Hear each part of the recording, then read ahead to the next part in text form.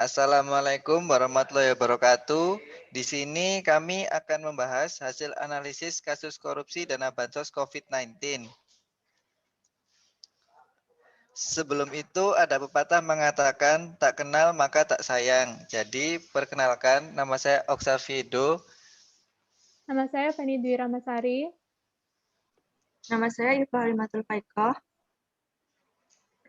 Ini adalah kronologi dari korupsi dana bantuan sosial COVID-19, di mana korupsi ini terjadi karena penyalahgunaan kekuasaan. Di sini dapat dilihat dari video berikut. Dan yang lebih gila lagi, para pejabat Kementerian Sosial berikut dengan menterinya sekaligus, malah menodong para vendor dengan uang cashback. Mereka meminta Rp10.000 dari setiap paket bantuan sosial. Paket senilai Rp300.000 untuk meringankan beban hidup rakyat. Tega-teganya dipotong untuk dinikmati sendiri. Dan itu dilakukan oleh mereka yang disumpah untuk membantu rakyat bisa bernapas lebih mudah di tengah himpitan hidup. Inilah arti kebejatan yang sesungguhnya.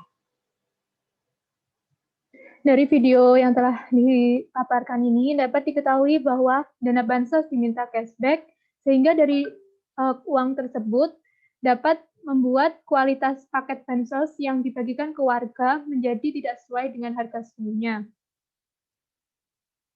Mirisnya, ucapan yang telah disampaikan oleh mantan Menteri Sosial, yakni JPB tahun 2019 terkait dukungan anti korupsi. Dapat dilihat dari video berikut. Juliari pernah berbicara soal solusi untuk mencegah korupsi. Hal tersebut disampaikan di kantornya Jalan Salemba Raya, Jakarta Pusat pada Selasa 7 Desember 2019. Menurut Juliari Batubara, pencegahan korupsi paling efektif adalah dengan pendekatan humanis. Kemudian memberi peringatan kepada para bawahannya dampak buruk perbuatan korupsi, selain akan dipermalukan secara masif bila tertangkap hingga membuat negara sulit berkembang.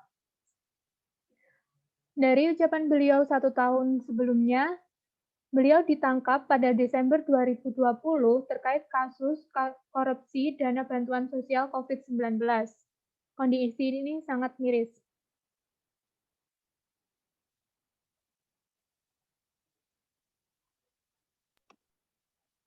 Selanjutnya yaitu tentang penyebab seseorang melakukan tindak pidana korupsi. Menurut BPKP, terdapat 4 aspek yang mempengaruhi seseorang untuk melakukan tindak pidana korupsi, yaitu aspek individu, aspek sistem, aspek lingkungan, dan organisasi. Dalam kasus korupsi bansos COVID-19 ini, kami mencoba untuk memetakan kira-kira apa saja yang menjadi penyebab korupsi bansos dengan menggunakan fishbone diagram.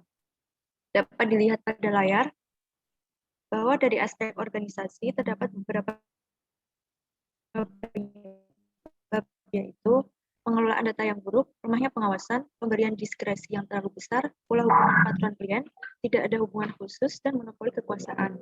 Sedangkan dari aspek individu yaitu antara lain gaya hidup hedonis, keserakahan, moral hazard, rendahnya integritas personal, dan monopoli kekuasaan. Lalu dari aspek sistem yaitu pengelolaan yang buruk, penyaluran melalui vendor atau masih secara konvensional, pengadaan yang tidak transparan, database yang kacau, lemahnya pengawasan, dan hukuman yang ringan. Lalu dari aspek lingkungan yaitu antara lain karena pressure atau tekanan, karena ajakan teman, adanya kesempatan dan kepentingan politik. Dari diagram tersebut, didapat bahwa penyebab utama dari tindak pidana korupsi bansos COVID-19 yang dilakukan oleh oknum di Kemensos ini yaitu antara lain lemahnya pengawasan, database yang kacau, dan tidak ada lembaga khusus untuk menyalurkan bansos COVID ini. Selanjutnya, pada bagian ini kita juga mencari kaitan kasus dengan nilai-nilai dasar aneka. Yang pertama yaitu akuntabilitas. Banyak indikator dari nilai akuntabilitas ini. Tapi kita akan berfokus pada 3 indikator yaitu integritas, jujur, dan transparansi. Sebagai salah satu contohnya yaitu transparansi.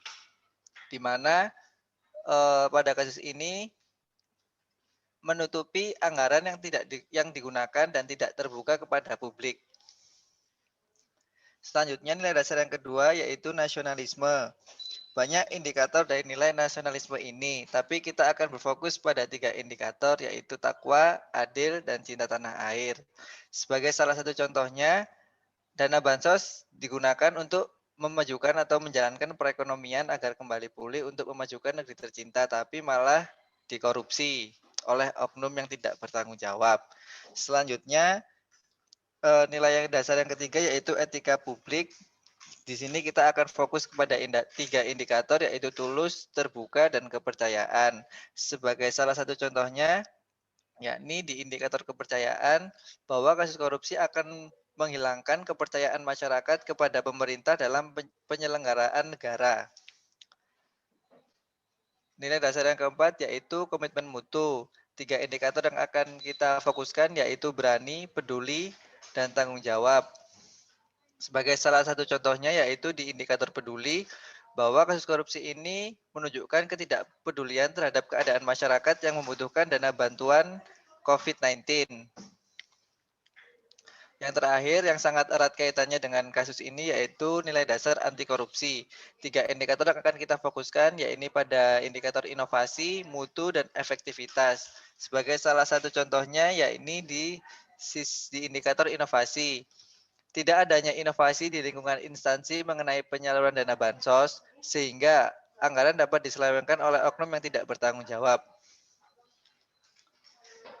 Sekian dan terima kasih. Wassalamualaikum warahmatullahi wabarakatuh.